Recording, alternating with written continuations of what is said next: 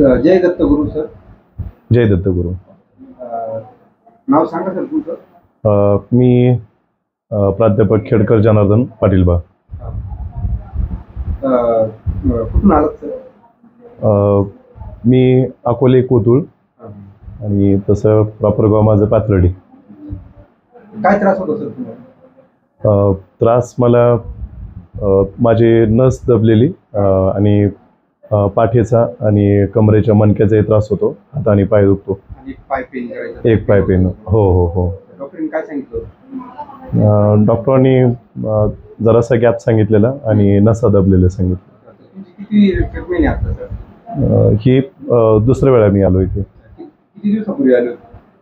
नाही, माझ्याकडनंच यायला. किती दिवसापूर्वी आले? हो, 2 महिन्यापूर्वी आलो होतो. हो. कसं वाटलं माझं ट्रीटमेंट? निश्चितच अगदी रिलॅक्स चांगलं वाटलं. आता दुसरी ट्रीटमेंट आहे? हो हो. तुम्ही दोन्ही डोळ्याने लहानपणापासूनच? हो, जन्मताच अंध आहे मी 100%. त्यामुळे तुम्ही संघर्ष चांगला केला. एक शिक्षण घेऊन प्रोफेसर झाले. 11वी-12वीच्या मुलांना तुम्ही छानपैकी असं शिकवतात. हो हो. तसं तुमचा काहीतरी आदर्श घेतला पाहिजे, बरोबर की नाही? काही एक हात नसतो, पाय नसतो, पण ते एकदम आतून खचून जातात. तुम्हाला लहानपणापासून दोन्ही डोळे नाही, तरी तुम्ही एक चांगलं कार्य करून आणि एक पॉझिटिव्ह एनर्जी ठेवली तुमच्याजवळ, कायमस्वरूपी जपून ठेवली. आणि काही बघावं तर तुमच्या चेहऱ्यावर काही हास्य असतं, बरोबर की नाही?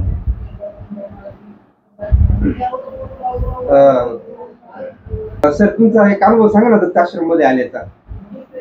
नाही, दत्ताश्रम मध्ये आल्याचा अनुभव म्हणजे हाच आहे की इथे तसं पाहिलं तर गर्दी खूप असते, परंतु इथे आल्याच्या नंतर जे काही ट्रीटमेंटची प्रोसेस आहे, म्हणजे प्रत्येक पेशंटसाठी डॉक्टरांना जे काही ट्रीटमेंट द्यायची आहे समजा, मग ते भलं ते कपिंगचं असेल किंवा वेगवेगळ्या प्रकारच्या ज्या थेरपी आहेत, तर त्याच्यासाठी जो काही वेळ लागतो, तर त्याच्यामध्ये मात्र कुठल्याही प्रकारची असं घाई केली जात नाही. हो, काटकसर अजिबात नाही. म्हणजे प्रत्येक पेशंटला अगदी आवश्यक ती ट्रीटमेंट दिलीच जाते आणि खूप अभ्यासपूर्ण अशी ट्रीटमेंट दिली जाते. निश्चितच पेशंट किती वेदना असतील तरी जाताना इथून रिलॅक्स जातो, हसतच जातो. म्हणजे अगदी.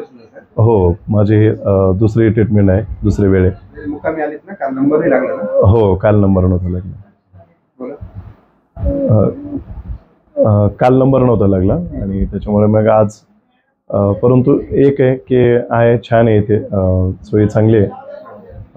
सगळं जरी मुक्कामी राहिले तरी पण आता एखाद्या आश्रमाच्या ठिकाणी मुक्कामी राहायचं म्हटल्यानंतर तिथे खूप काही हायफाय व्यवस्था असायलाच पाहिजे असं काही नसतं. तोही पण एक वेगळा अनुभव असला पाहिजे, तर तो प्रत्येक येणाऱ्या पेशंटला मिळतो. म्हणजे जे काही अतिशय रिजनेबल रेटमध्ये. नाही, राहण्यासाठी फी वगैरे नाही आकारली जाते. हो. हा, म्हणजे ही. हो, राहण्याची सोय अगदी फ्री आहे. हो. इतर पेशंटसाठी काय सांगू शकता, काय मार्गदर्शन देऊ शकता?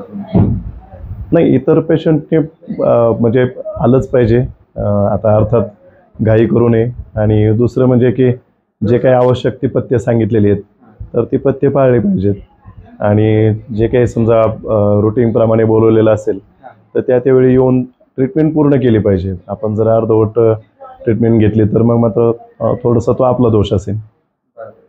थँक्यू.